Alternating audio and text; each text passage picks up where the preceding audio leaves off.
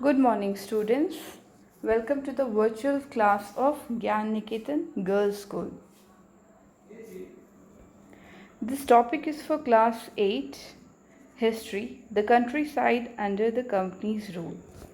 Earlier in this topic, we have discussed about the need of commercial crop that came after time to the Britishers. Britishers started to grow the commercial crop in different parts of India, especially in Bengal, and after time took over, after time as time passed on, the cultivation of indigo became a major part of cultivation in India as the demand of blue dyes was growing heavily with time. Today in this class we are going to discuss about the Indian indigo. Indian indigo. Faced with the rising demand for indigo in Europe, as we saw that the demand for the indigo rose heavily after some time, and it was so much heavily demanded that the supplies from West Indies and America collapsed for different reasons. And by 1783 to 89, the production of indigo in the world fell down by half. So the Britishers started to look for new source of indigo supply, and from here Indian indigo started to take its place. The Britishers, as it faced heavy demand of indigo in Europe, it looked different ways to expand areas under indigo cultivation. About 15 different species of indigo were found, particularly growing in Bengal region, and the best soil that were used to grow indigo were particularly found in Jaiswal, Krishnagar and Champaran district of Bihar. Means indigo plantation particularly was done in the region of Bihar apart from Bengal. And in eastern Bengal, indigo was widely cultivated during the early 19th century, while the British planters made large investment in those crops. The different districts where this indigo was cultivated were like Nadia, Bogra, Ranpur and Dhaka, and attracted by different prospect of high profit, different people from different countries like Scotchmen and Englishmen, they started to come to India and become planters. And those who had no money could get loan from the company bank that were coming up during that time for indigo cultivation. Now, how? Since indigo was cultivated at so heavy amount, it was cultivated so heavily, how it was cultivated? See, indigo was cultivated mainly under two systems, that was niche and raiti. Now, what was niche cultivation?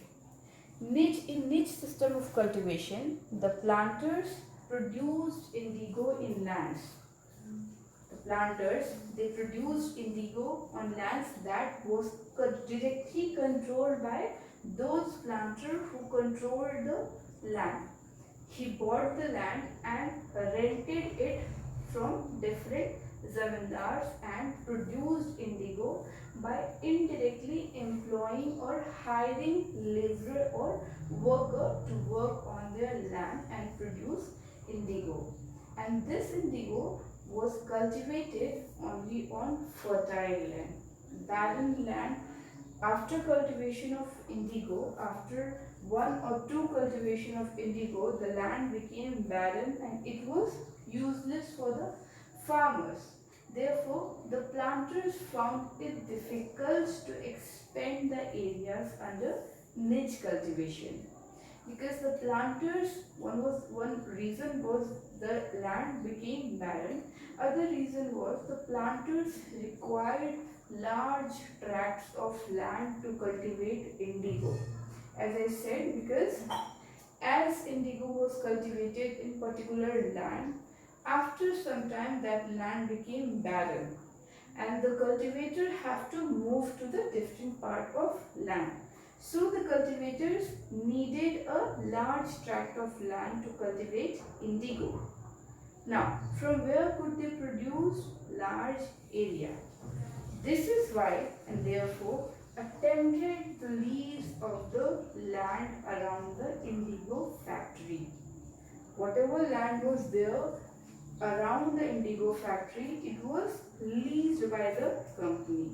And they also tried to evict the peasants who were living on those areas. They tried to compel the peasants to leave that area, and so that they could cultivate indigo over those parts. But this tension led only to conflict and tension. Now, a large plantation required a large number of hands to operate. This was also a problem, because if a labor was not only one thing that was available when required, besides labor was also needed and the peasants were, but at that time labor were needed, but at that time peasants were also busy in cultivating rice. So the niche cultivation on a wide scale also required many plows and bullocks, as it was cultivated around a very large area. Now, 1 bigha, if we talk in general, 1 bigha of indigo is cultivated by 2 plows, which meant that a planter with 1000 bigha would need 2000 plows, and no one was interested in investing on purchase of so large number of plows. And plows were not easily available, as many plows were busy on the rice field, because along with indigo, rice was also being cultivated by the planters. So when indigo planters needed these plows, it was used by the planters on the rice. That's why the plow was not the amount of plow, the number of plow that was needed for the cultivation of indigo was not precise. Now, but still till the late of 19th century, planters were very much reluctant to expand the areas under niche cultivation. Although facing so much problem, they still wanted to expand their areas under niche cultivation, and 25% of land that were producing indigo was under the system at that time. The rest opted for an alternative mode of cultivation, that was Raythi system. Now, what was Raythi system? The cultivation under the Raythi system, the ryots were forced by the planters to sign a contract.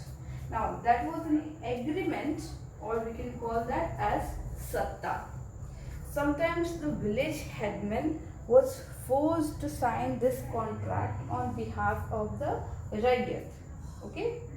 The person who signed this contract either received cash as advance from the planters who were planting indigo at low rate of interest, and this loan pressurized the ryot to cultivate 25% of land under his holdings.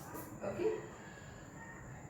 The seeds and drills, everything were being provided by the planters, while the cultivators prepared the soil, sowed the seed, and looked after the crop. This means each and everything that was needed for the cultivation of indigo was being provided by the planters. The cultivators only had to do rest of the thing, that is sowing of the seed and cultivating the crop that was of indigo.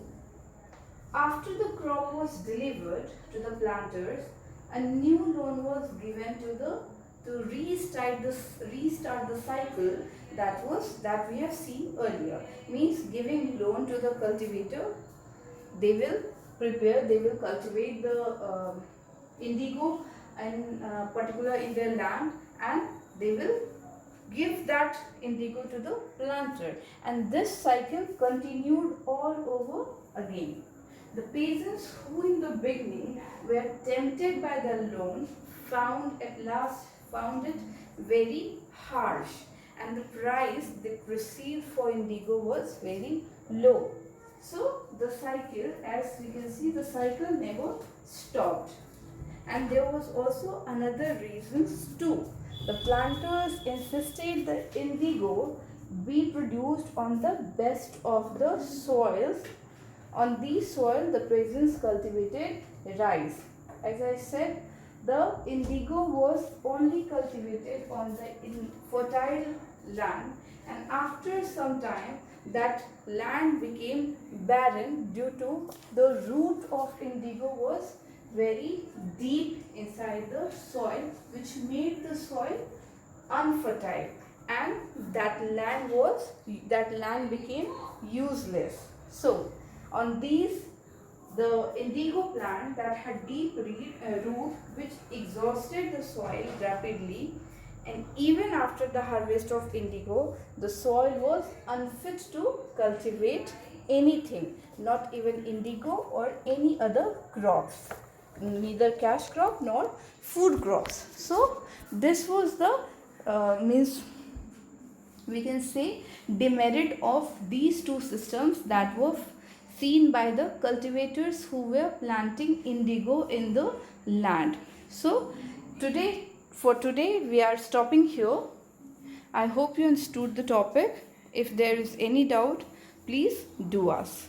For now, thank you and have a nice day.